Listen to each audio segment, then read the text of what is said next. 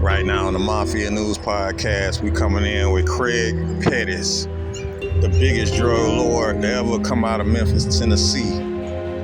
Make sure you like, subscribe, comment below. Let's get into it. Craig Petties ordered his associates to torture and then kill Turner's son, Marcus. Petties pleaded guilty to drug trafficking, racketeering, money laundering, and 4 murders. The judge gave him 9 life sentences in prison. Craig Petties was born in 1976 and came of age in the 1980s just as a new, highly addictive form of smokable cocaine called crack swept through inner cities throughout America. It touched the Riverview neighborhood where Petties grew up in a small brick shotgun-style house that his mother had purchased for $17,000. Their neighborhood was a well-known drug trafficking area. Petties got into serious trouble early in life. His first arrest came at 15 when he was charged with possession of a sawed-off shotgun.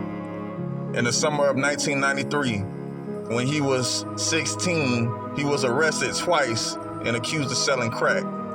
That December, days after his 17th birthday, he was arrested for attempted murder. He had been with a group of young men who walked up to Eric Cole and started shooting, according to records. Cole was hit in the back, survived, and identified someone other than Petties as the shooter. The adult court later sent Petties' shooting case back to juvenile court.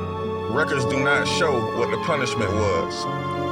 Still, authorities moved to try Petties as an adult. After Petties turned 18, his arrest record continued to grow. In 1998, he pled guilty to burglarizing railroad boxcars. Petties belonged to a vast crowd of fatherless children growing up in low-income families in Memphis. According to U.S. Marshals, Petties is a half-brother of Paul, better known as rapper DJ Paul of 3-6 Mafia. For decades, selling drugs has been an alternative way to earn money in Memphis. Records suggest Petties made large amounts of money at a young age. In June 1999, the 22-year-old Petties signed mortgage papers for a $185,000 house in Hickory Hill.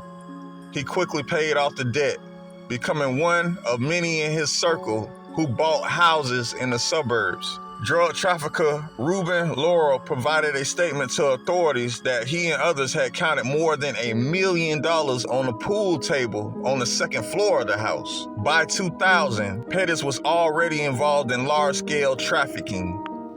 In one case, Petties bought 10 kilograms of cocaine and 200 pounds of marijuana through middlemen who worked with Mexican couriers. Petties had become the primary supplier of cocaine and marijuana in the Memphis area, and his associates were several close friends from his old neighborhood. It's alleged Petties was a leader of the Gangster Disciples street gang. The organization used various business fronts. Drugs were sold out of an auto repair business on Elvis Presley Boulevard. And in October 2000, Petties turned in a business license application to launch a company called Seizures Trucking. According to the DEA, trucks play a key role in the drug business in Memphis. Most of the cocaine, marijuana, and methamphetamine that arrives in Memphis is smuggled from Mexico and delivered on Interstate 40 or Interstate 55 by 18-wheelers or cars with secret compartments. Memphis is a major drug market for consumption. The game has highs and lows, moments when your heart from seeing red and blue lights in the rear view, police kicking in the door, or worst of it all, being served indictment papers with your name on it. One moment was when authorities were called to the home of Petties. They noticed a distinct odor. I smoked a little marijuana to help ease my mind from the fact that my girlfriend cheated on me, Craig told officers, according to an arrest report. But this was more than one man dulling his sorrows with weed. In a bedroom closet of the home in southwest Memphis, officers found 3 duffel bags stuffed with marijuana, 600 pounds in all. That 2001 discovery, big as it was, only hinted at things to come for Petties.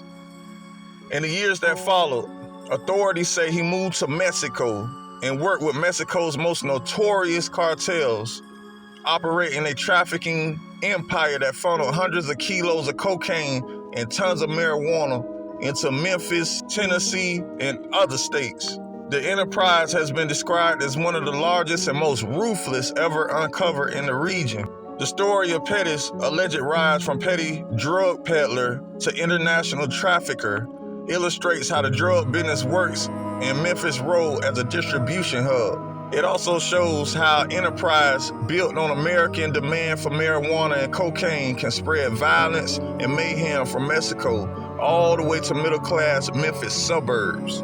While in Mexico, a nation consumed by drug-related violence, Petties allegedly was ordering the killings of rivals, suspected informants, and others in the Memphis area.